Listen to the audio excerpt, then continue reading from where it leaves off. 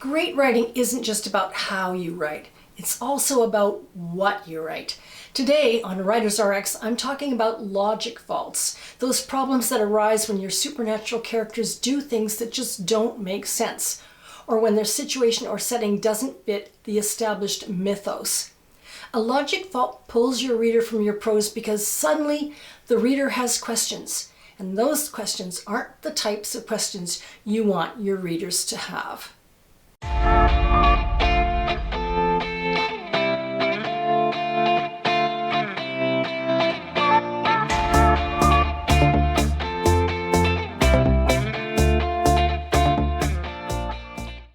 I'm Susan MacGregor, a professional editor and writer with over 30 years of experience. I've edited magazines, anthologies, and novels. Currently, I'm an editor with On Spec magazine, one of Canada's foremost magazines for fantasy and science fiction. But enough about me. Let's get into it. Logic faults, when your character's plot or setting don't make sense. So, logic faults. Most of the time, these stem from problems with your character's plot or setting in your setup. In the character type, the writer hasn't given me enough information as to why their character, usually the protagonist, is different from the established myth or superstition. For example, let's take werewolves. The idea of a werewolf has been around since antiquity. In ancient Rome, people believed that magical concoctions of herbs could turn a human into a wolf. These shapeshifters were known as versipelles or turnskins. In medieval Europe, people believed werewolves could change shape through will alone, or that their transformations were triggered by the full moon. These fantastic characters have been with us for a long time. Most of us are familiar with them. They're the commonly held speculative norm. Therefore, if a werewolf diverges from his established character, say he doesn't shift with the moon but with a lunar eclipse, or the conjunctions of certain planets and stars, or maybe he's in love and the moon doesn't affect him unless something or someone makes him angry, then this has to be established before the actual triggering event. If the setup isn't there, or if there isn't enough of it, the reader will be confused. But as long as the writer sets things up properly beforehand, we'll get an interesting read. It's fun to get an original take on an old character idea. Of course, this applies to any story about supernatural creatures that veer away from their generally accepted characteristics. One of my favorite novel series is Gail Carriger's Parasol Protectorate series. In Solace, the first book of 5, Miss Carriger paints a world where the mixing of humans, werewolves, and vampires is normal. Established rules of behavior and etiquette are what keep everybody civilized until someone breaks those rules and suddenly isn't. I talk about Miss Carriger's novel Solace in greater length in my post about novel openings. If you haven't seen it yet, you can check it out at the end of this video. But my point here about Miss Carriger is she set everything up right from the get-go, right from chapter 1 in her setup as to what society was like with vampires, werewolves, and humans. So there's no confusion, there's no logic faults. The second type of logic fault is related to plot. It tends to be subtler than the character type of fault. Speculative fiction readers are usually willing to accept most premises, but again, there may be certain details in your plot that might mess up your prose and disrupt your reader's enjoyment. Recently, I came across a fairly good story in the slush pile. I was submerged into the story until I snagged on a few details that either the writer hadn't thought about or perhaps he figured they were too small to mention. As I said, the writing was quite good, so it may be that most readers would have accepted the story's premise without question. Unfortunately, most editors aren't your typical reader. We read critically because that's our job. I changed the plot and characters slightly so as to maintain writer confidentiality. In this case, the story was about an army sharpshooter who's called in to take out 2 Egyptian gods, Osiris and Set. These 2 deities had been captured and enslaved by the British Army, then transferred to 19th century England along with other museum artifacts like mummies, statuary, etc.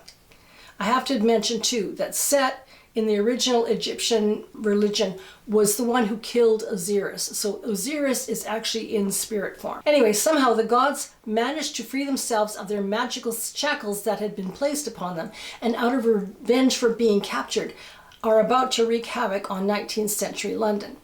Now, it's a great story. I really liked it, but do you see the logic faults? There are more than one here. I'll give you a moment to think about them. Okay, moment's up. If you know your myths about Egyptian gods, Osiris was killed by Set, as I said. So the writer needs to address how Osiris was brought forth from the afterlife. Like I said, subtle, right? Unless you're into ancient Egyptian religion, you might not have known this. The writer also suggested that supernatural shackles enslaved the gods. But how had the British Army found the shackles in the first place and managed to enslave the gods? How do you find magic that's even more powerful than a god?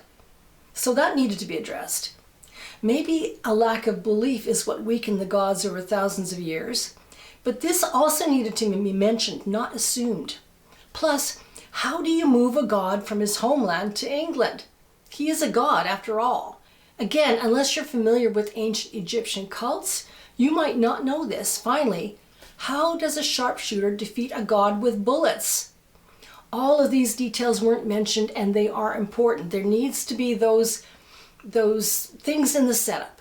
You add details in the setup, sprinkling in the backstory here and there with no info dumps, please.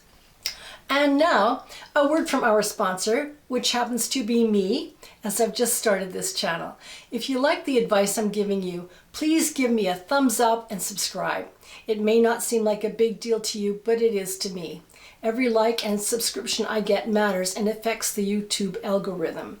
Your likes and subscribes encourage me to keep going, to keep making the time to put my thoughts together about what works and what doesn't work in speculative fiction. Setting can also have its logic faults. For example, I once read a story where a demon had been given a job as a trash collector in heaven. Whether you believe in heaven as a place, actual place or not, it is considered in the myth a place of beauty, grace, and divinity. There is a hierarchy among the angels, but it is not a place where demons are allowed. So the premise of this story, in terms of setting and characterization, doesn't quite fly. I did not mean that as a pun. And speaking of angels, I just finished Sharon Shin's fantastic novel, Archangel, where angels and humans mix and marry. This was recommended to me by a very good friend, and I'm so glad I read the novel. If you want to see a brilliant twist on the Old Testament mythos, plus one of the best examples I've ever seen of a protagonist coming into conflict with another main character, making their differences the issue, as well as the sheer genius Sharon Shin's exhibits when it comes to each main character's internal dialogue, read the novel and pay attention to what Sharon does. She is a master storyteller. No wonder writing's considered such hard work, and it takes years to become good at. She's amazing. And of course, there's the hilariously funny Good Omens, the nice and accurate prophecies of Agnes Nutter Witch, written by Terry Pratchett and Neil Gaiman, where the angel Aziraphale and the demon Crowley work together to prevent the end of the world.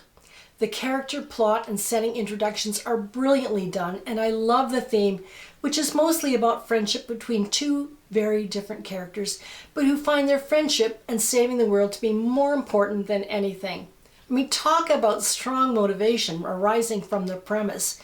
If you haven't read Good Omens or seen the movie, where on earth have you been living? I'm Susan MacGregor, and this is Writers RX, where I offer prescriptions for your fiction.